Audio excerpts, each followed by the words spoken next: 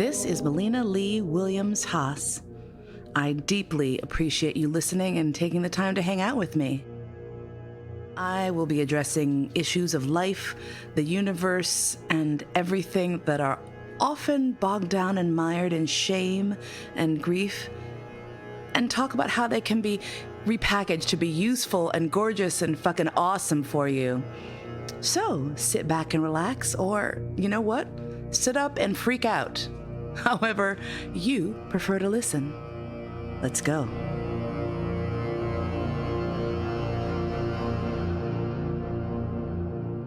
Welcome to All That and Mo. This is part 2 of a two-parter, so if you're just jumping on in, I would highly recommend going back one episode and listening to episode 3 before diving into this one. Come through. So, what was I saying? I was saying a thing about the hyenas and the thing with the stuff. So you went back to the Urban Tantra. Right.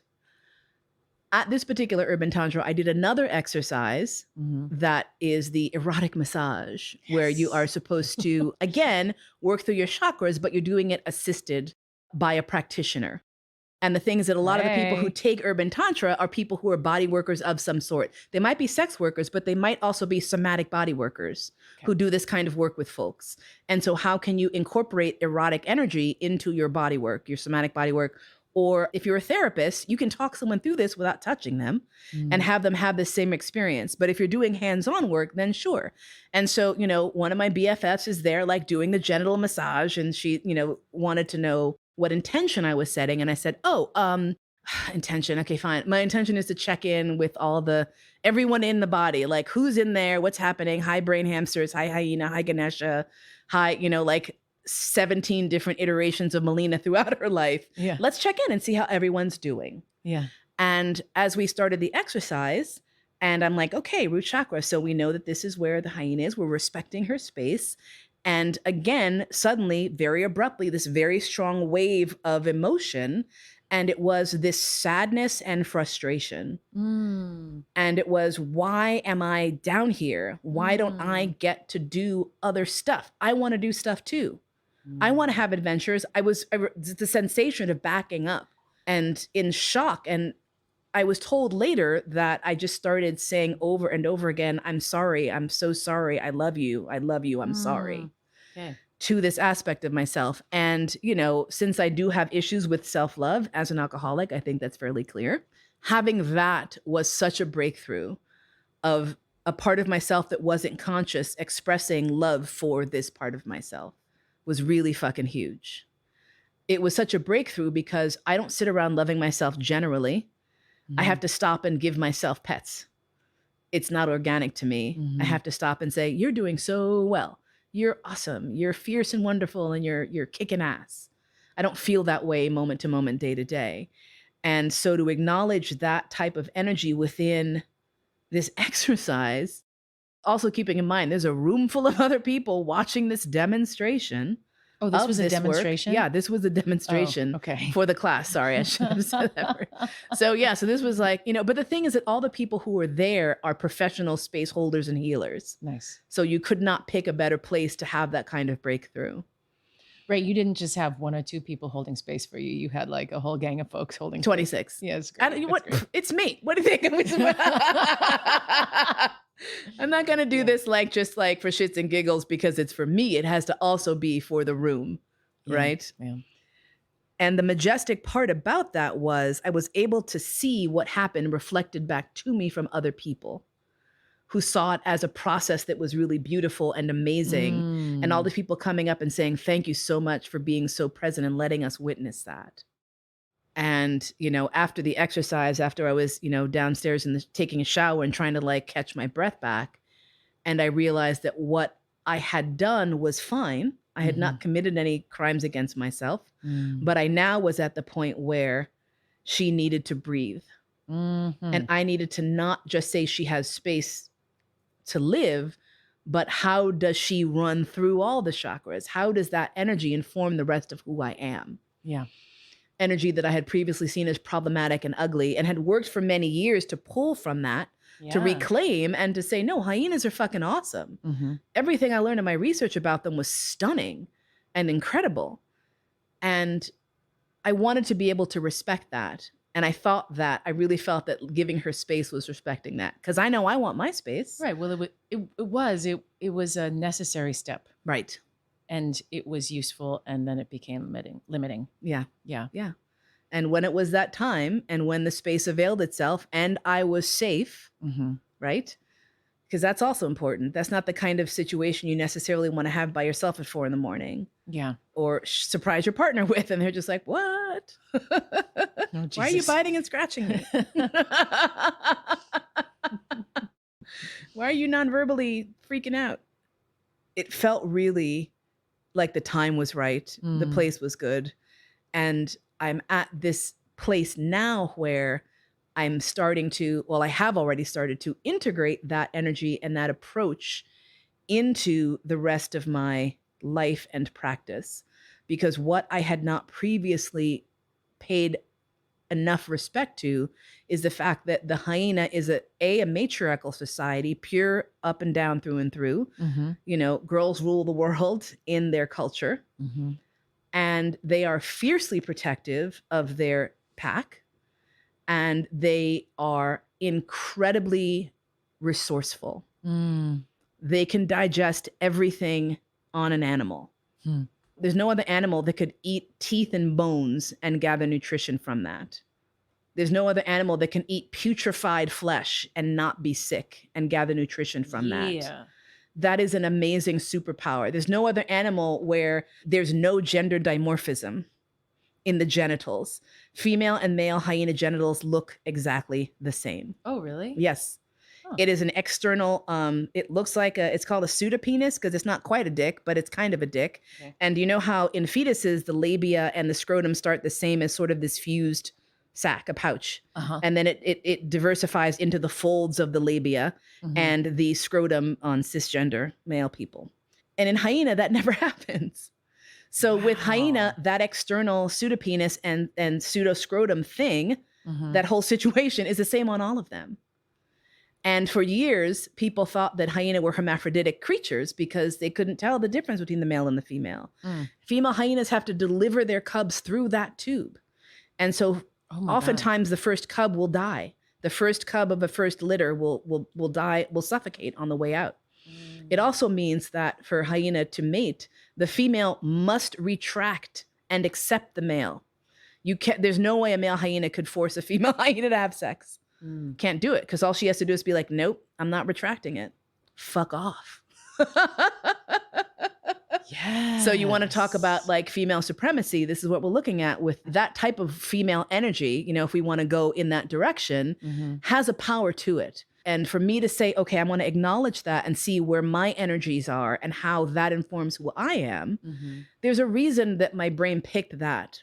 I'm not sure I know all of those reasons yet, but I think some of those reasons are that fierceness and that protectiveness are important. Yeah.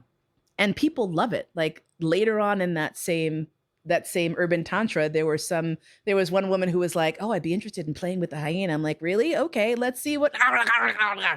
And you did? I did. I wound up biting the shit out of this chick. Ooh. Wait, didn't you also, what about the dude in maybe Sweden? Yes. Yeah. Was that you playing? That also was playing with that energy. A lot of people refer to that as shape-shifting. I don't know that I want to use that word. I would say manifesting in terms of saying, okay, I'm going to see what it's like to just breathe as that entity. Wow. Yeah. And what it turned out to be was like, I want to bite you and I do want to fuck you, but I also want you to be safe and okay while I'm doing these terrible things to you. Sounds great. Sounds very good. And what's remarkable about that is living in the kink world, that type of nurturing dominance is beautiful. Yeah. There's a whole group of people, and I'm already in that group. Isn't that convenient? I'm living in a world where the language of, you know what, I love you and I respect you and I honor you and I want to protect you and I want to bite the shit out of you and drag you around the room by your neck are not incompatible. Yeah. In fact, when you present that seeming dichotomy to folks, they absolutely are fascinated by it. And what I discovered more recently is that that energy is healing for people. People who experience that type of, I'm going to fuck you up while I'm holding you and you're safe, is something that opens up all kinds of other realms for people. And that's what got me to the point of having this idea of being a kink doula for people. Yes. Is that having that idea of saying, I will, with my experience, with my knowledge, with my love for humanity, and also love for fucking people up, because I do like fucking people up. You know, I'm in service to their journey. I don't necessarily think I'm sadistic, but I do like seeing people feel good. And if I can do that by, you know, kicking their ass, I will step into that. I can do that for you. And so at this most recent Urban Tantra was when I had this idea and this basically like a calling to say, you know, this is also work you have to do. This work of being present for people as they are discovering their kinky selves or rediscovering their kinky selves or exploring their sexuality or exploring their violence or their brutality, to find ways for someone to say, I have this darkness within me. Great. What can you do with that darkness safely and in a way that nurtures you and the darkness? And that's where I think this is going. My whole, you know, because I was like, kink doula, like, again, that just fell on my head. Yeah. And I looked up the word doula because I was like, am I stepping on the toes of professional doulas? And of course, because it's my life, there was a doula 2 feet from me. And I turned to her and I was like, hey, girl. So if I call myself a kink doula, she's like, oh, I love that. And I was like, am I offending doulas? She said, no. If you don't call yourself a professional doula, then there's no problem there. You know, she goes, doula is just like, you know, is a title. It doesn't have a thing attached to it. And then when I looked it up, I was elevated because doula I guess it's the Greek, or I think, is it Latin or Greek? I can't remember. Whichever it is, I think it's Greek. It just means woman who serves. Yeah. That's what the word means. And I was like, fuck yes, I can embrace that shit. I'm already fucking there. You're already a doula. I am a doula. I just ain't know it yet. Yeah. So the idea of tapping into the journeys that I have experienced and saying, you know what, I've gone through this. I've walked through this. Maybe you can walk through this too. Yeah.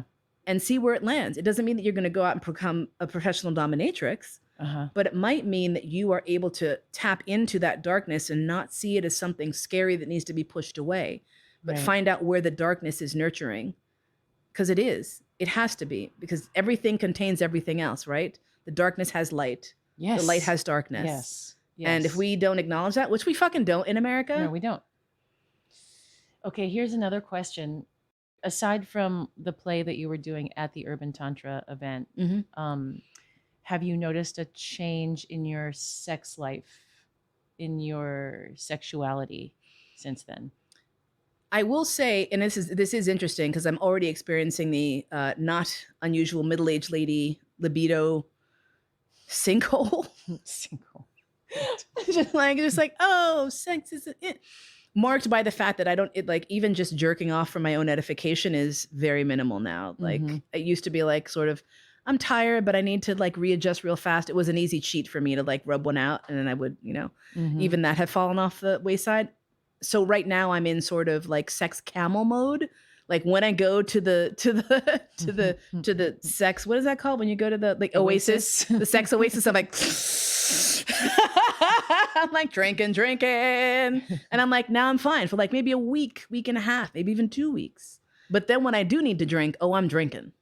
I am taking in all of the, so when I do have sex, it's ridiculous. It's so intense. It's so many hours. It's so many orgasms. It's so many out of body fucking experiences. Jesus. That I feel like, and this is the thing, like that bitey, scratchy energy has its place. And if I'm like, you know what, I need to bite you right now. Very few people will say no. No one I know, no one I'm going to be having, let me just put it this way. No one I'm going to be having sex with, if I'm like, I need to bite you, are they going to be like, absolutely not. They might be like, well, how about here? Somewhere where it's not going to show, like not the neck. I'm like, can I bite your butt, for example, or your thigh or your calf muscle or whatever it is, but something muscular that I can just get my teeth into. But at the same time, be like hugging you really tight so you feel very safe and loved, Oh, that's so sweet.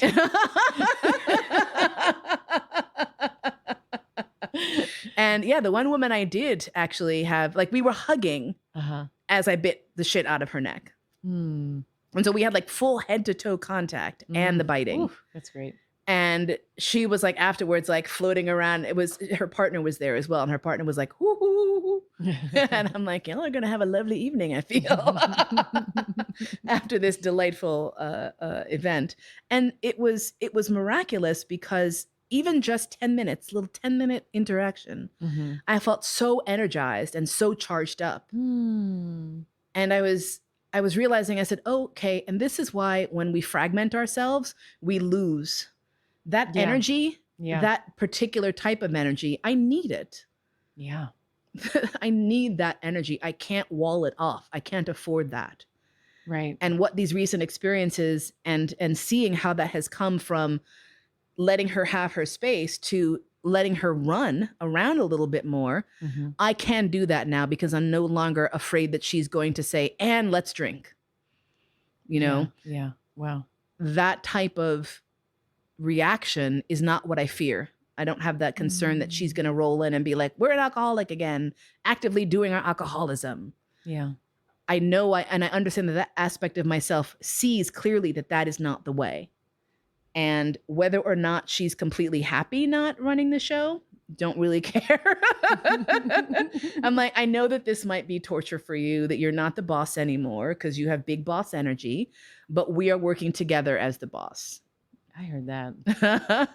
It's really incredible how like your relationship with Bubbles has that journey so clearly laid out. Like the fact that she is this entity that like has a form, the form of a hyena, instead of just being some kind of vague idea, but there's like really clear where and what she is and stuff. Like this is the personal growth journey that we're all trying to do, right? And yours is so well manifested, so clear, so easy to see and comprehend in a way. Right.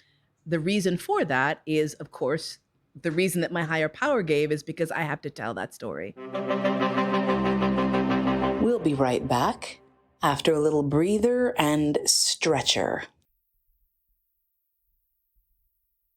If you're someone who is curious about kink and BDSM but has no doggone idea where to start, I got you.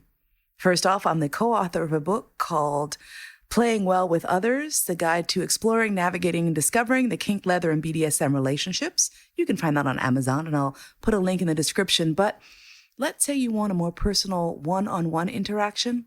I got you, fam. Go to thekinkdoula.com. It's TheKinkDoula. You may be familiar with the concept of doulas from childbirth, but what about rebirthing yourself? What about going deep within and uncovering the secrets and wondrous discoveries that maybe, just maybe, have been hiding from you or you've been hiding from yourself for a long time? You want to talk about your secret fetish, your kink? Perhaps just you're curious about how to expand your mind a little bit more into becoming the person you truly want to be. Contact me at thekinkdoula.com. and let's see who you can become. My memory or my understanding of sort of the charge you were given by Ganesha had to do with you living your life very publicly. Correct. So you didn't mention that just now. You just said you living your life. Yes. Yeah. Which is so funny because I don't even think of it in those terms because I'm like, well, of course, publicly. What? Duh. Tell the story. Say the stuff. Say the hard stuff. Say all the stuff. You say all I'll the be stuff. goddamn. If you had told me when I was first getting sober that I would not only talk about my alcoholism, but that I would talk about the psycho shit around my getting sober, up into including the gruesome details of being like, yeah, I would be drunk and like piss the bed repeatedly. Like that was my life. There was a point where I was like sleeping on plastic sheeting because I knew that I had drunk too much and I was not going to get up. There was no way I was talking about that. Yeah. Why? Yeah. Why would you? And I will tell you, one of the people who assisted me in getting past that actually was Margaret Cho. Oh. Because Margaret has a special where she talks about her addiction. And she was talking about shitting herself in this special. And I'm sitting there like with my jaw open going, oh my fucking God. And I told her actually, when I was on her podcast, I can put a link to that in the show notes, and we were chatting. I said, you really gave me the fucking ovaries to step up and say, I'm going to share this shit because it's stuff that nobody talks about and people need to know. Yeah. People need to hear it, and silence and shame is lethal. It kills people daily. It almost killed me until I was like, fuck this. I'm too afraid to die.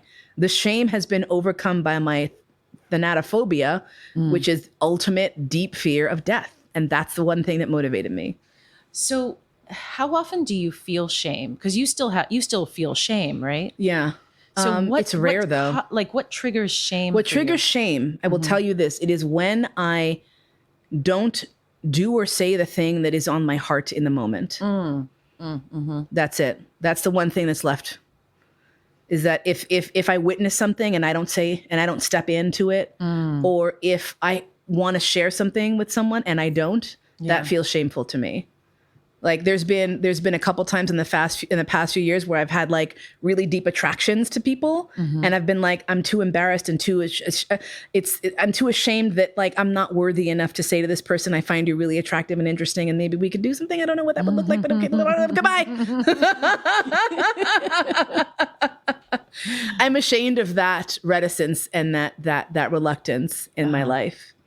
But in terms of things that I do, I'm not ashamed of any of those things at all. And part of that is just because I keep saying all the gross shit, which is why I Facebook. I'm like, I'm going in for a colonoscopy. I'm pooping my brains out, y'all. And now I have hemorrhoids and diverticulosis.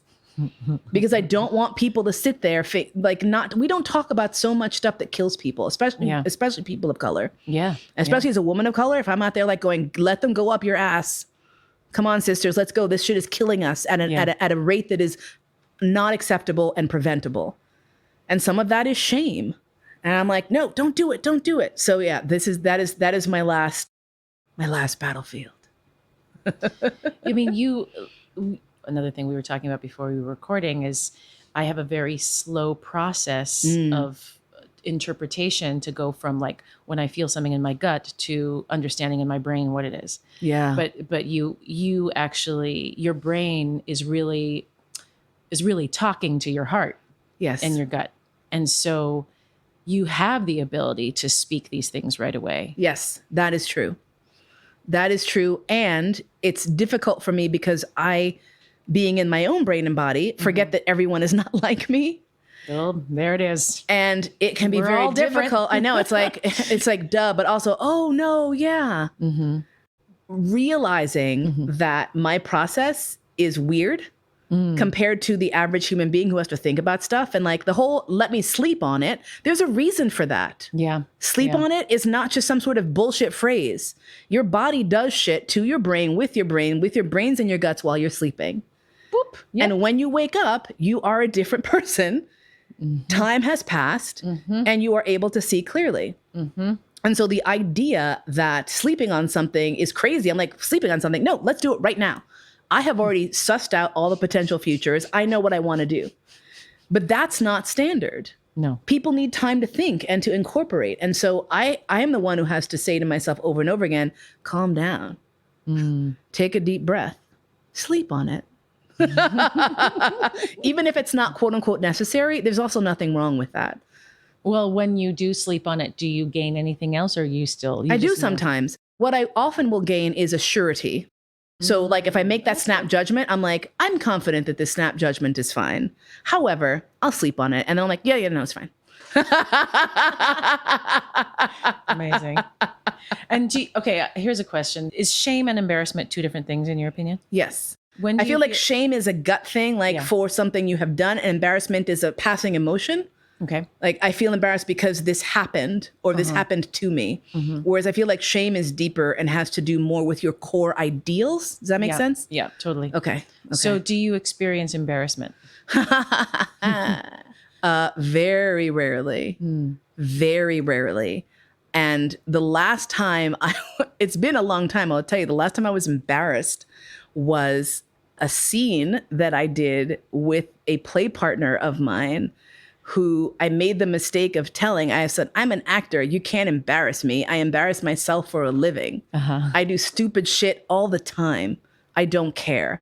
Now, saying this to, lessons learned. So baby masochists, baby kink people, don't say this to sadists, because they will spend the rest of their life figuring out how to fuck you up. And this particular person, I feel like I can't diagnose anyone, but if I were to put them on a spectrum of humanity, I would say that they are on the spectrum of benign sociopathy. Like, for example, a surgeon is benignly sociopathic. Yes. Right? Yes. And I love that about them. Like, don't think about me as a human being. Don't worry about my thoughts and fears. You focus on the surgery. You focus on that shit. Because could you imagine if, like, every time you did surgery, you were like, I have this person's life in my hands? Like, you would lose your mind. Word. Yeah. So, you have people who are sort of a little bit distant from that type of empathy, because there's many types of empathy. Let us make that clear as well. Okay. Those folks have their place in the world. And in the animal kingdom of the BDSM and kink world, they can make very, very good dominants and tops because they're not worried about your feelings. Their concern is the scene. So if you consent to play in this particular arena with these folks, what you'll get is someone who is very thoroughly dedicated to fucking you up. Consensually, obviously. In this case, this person was an ongoing play partner, but the ways that they fucked you up were it wasn't even like they just beat you harder. It was like they would fuck with your head. And so when I made this offhand comment, I apparently had waved a red flag in front of a bull, or any color flag, because of course they can't see colors. Okay. Yeah, they don't know. Side note. Yeah. Bulls don't see color. No. Well, thing number one is that you're waving something in front of them and they're annoyed. And B, there's a strap on their balls. There's all kinds of... See, there's oftentimes like sticks in their back, like spears. So they're going to be pissed off. Your little towel has nothing to fucking do with the torture of that poor animal. Okay? But I digress. So he arranged a scene for me. And the scene was this. There was a dungeon in San Francisco that was holding a fundraiser play party. Okay. So all the money from that night was going to go to this women's shelter because we do that. And so he had a toy that was a strap-on dildo that's strapped to a boot. So, like the top of your foot. So let's say you were straddling someone and they had their foot between your legs. Yeah. The dildo went right there on the top of the foot. And it was held on by a little harness onto the top of a boot. Okay. So you could, for example, like have someone sitting on your foot while fucking a dildo, right? Yeah. And I have an appreciation for boots. I enjoy them. It's not a fetish, but it's certainly like, what's short of a fetish? A fascination and arousal. I find them erotic. I'm sorry. I just have to interject. Sure. I feel like someone should put a dildo on a hat for you. So I can mind fuck myself?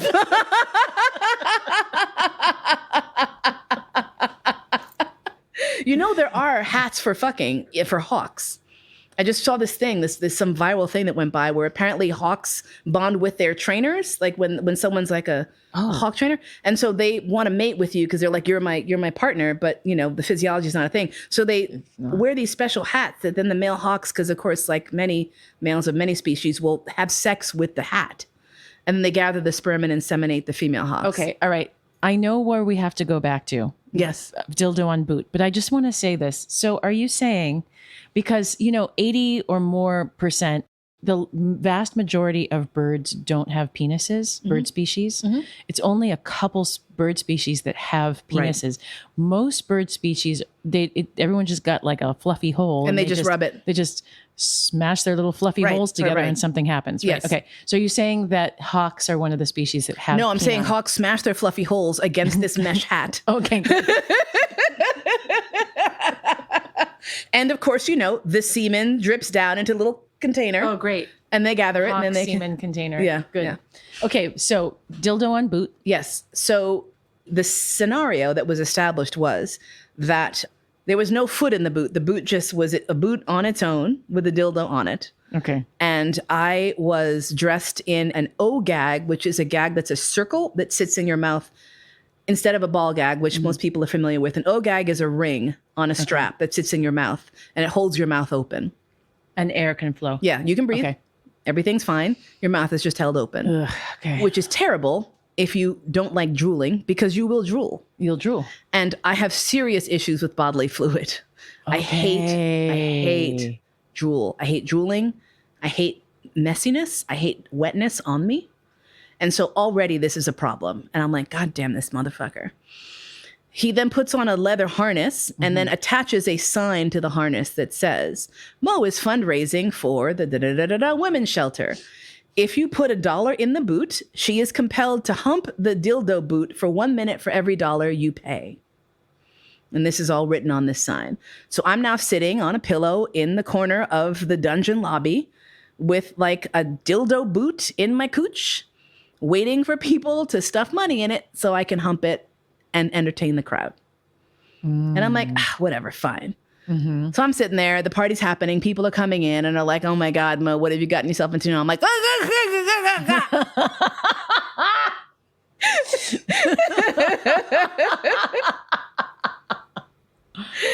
like, just put that, right? So this is going on, and people are coming in, and no one's staying in the lobby really for that long. There's a food table there. You check in and sort of hang out. It's sort of like the chat space.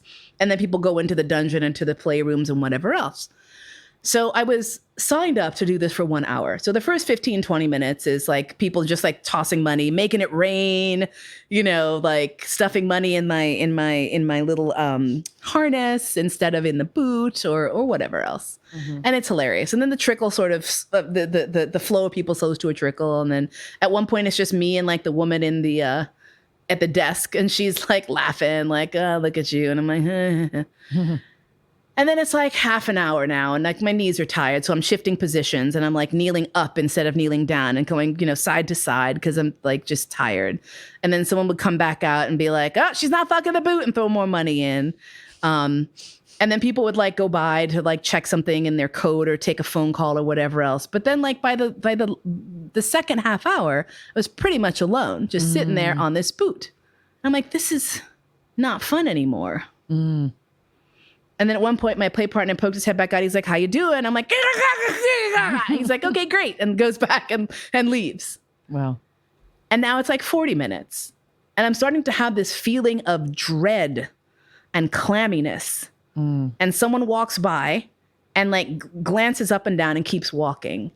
And I was like, and I felt this emotion. Ooh. Okay. And I was like, what is this? Ooh. What is this? And I was like, oh my God, I'm totally embarrassed that no one is watching. Uh-huh. And I felt embarrassed and eventually humiliated. Yeah, I bet you did. Yeah. And so finally, like the hour is up, straight up on the hour. My play partner comes back out, like followed by like 8 or 10 other people who are like, like takes out the gag. And I'm like, I'm a mess, bro. I am a mess. Yeah. Like, just like I collapse, like sobbing, like just sobbing my heart out. And he, of course, because like any good sadist / person on the spectrum of sociopathy, he's like, I know how to fix this. Rehydrate, blanket, get the temperature back, check on the thing, blah, blah, blah, blah, hold them closely. You know, like sometimes, and actually I've had this be really helpful when I've had a rough scene, is someone to just lay on top of you to really just keep your body into the ground as much as possible. Yeah. Really helpful, handy trick for those of you who are doing kink stuff. Have someone lay on top of you if you're fucked up after a scene. It's remarkable. Just their heartbeat on you can really help to bring you back. And so once I was able to speak again, he was like, so how was it? I was like, it was terrible. It was the worst. It was so humiliating. I was like, what the fuck? And it took me like hours to realize what had happened. And what had happened was you ignored me. Yo. You ignored me. That's embarrassing. That is embarrassing. To have me in all my magnificence and no one care. Woo. Whew. And then he's laughing because he's like, yeah, I told everyone not to go watch you. I was like, you what? The reason I was alone in the lobby was because he's like, don't go out there. He's like, this is the scene. I want her to be alone. Dang it. See, this is what I'm talking about. This is what I'm, he's brilliant. I was like, you did it. You win. You mind fucked me brilliantly because I had no idea that that was the thing. because I'm not particularly I'm not in the kink world. I am not exhibitionistic.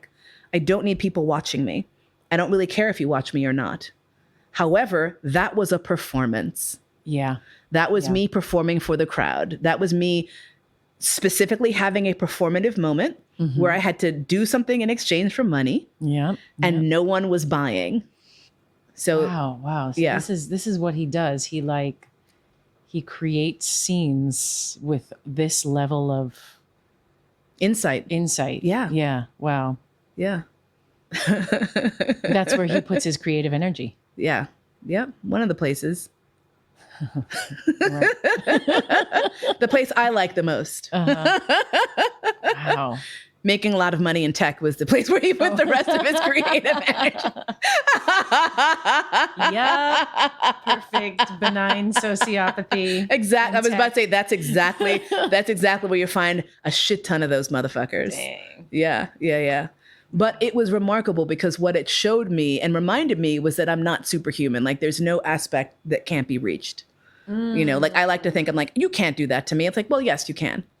It might be more difficult. It might be more complex. It might be more subtle. But can I be embarrassed and humiliated? Absolutely. And let's be real, it took a lot to get to that position. Thank you for acknowledging that because I'm just that like, took some serious work and effort to get you. Yes. Yeah. It was a coordinated effort. Like there was a whole dungeon full of people in on it who were mad because they were like, all I want to do is watch Mo fuck that booch. Okay. Wow. They all committed. They were like, no, it's their scene. That is one of the delightful things about perverts is that we do try to honor each other's madness. It's beautiful. Maybe we should wrap it up. All right. It's a little late. I know you probably need to start going sometime I should probably start going. Yeah. I'd like to give a huge thank you to my host. Hey. To my host today, Rami Margron. Your host and homie. Where can we see you, Rami Margron? What? Where can you see me? This will live on the internet forever. Talk about your show. Oh, okay. Well, I mean, I'm an actor. Yeah. I have a website, Rami Margron, and there is a palindrome in my name, by the way. That's RAMIMARGRON.com. Oh, you know what? What? I'm going to say this. I also on YouTube have... Yes!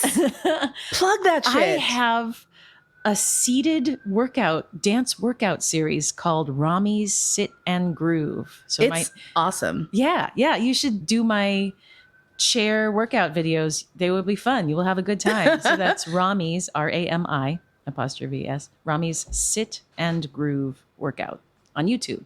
Wonderful. And I will put that in the show notes if my producer reminds me to do show notes. All right. I suck at this. It's so excruciating. This is like episodes 2 and 3. You're doing great. You're amazing. Or 3 and 4, because I already have the, yeah. Fantastic. Wonderful. Yeah, brush some shoulders off. Oh, fantastic. Thank you so much. I love you so much. And I'm so grateful to have you in my life and to know you. And I'm honored to have had this amazing time to sit and hang out. Ditto. Yeah. All those things you and to said. talk. This was really good. It was great. I'm so glad we did this. Especially because we started off with what are we going to talk about? And then it got like hella deep and interesting and topics I want to talk about and seeding for other topics. And oh my God, fantastic. Yes. Yay. It's the least I can do for you, considering that you're doing all this for me. Special thanks to, I think I actually gave you a shout out in my first episode page. If I didn't, I should. You know, thanks patrons. Thanks to Rami for the occasional gentle, do the thing. the occasional energetic thrust. But it's the energetic thrust. It really drives you insane.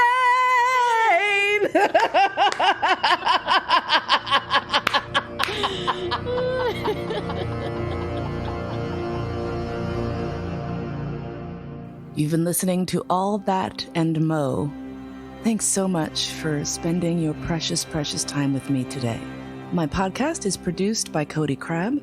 Theme music by Georg Friedrich Haas, as performed by Marcus Weiss. And I look forward to spending time with you again really soon.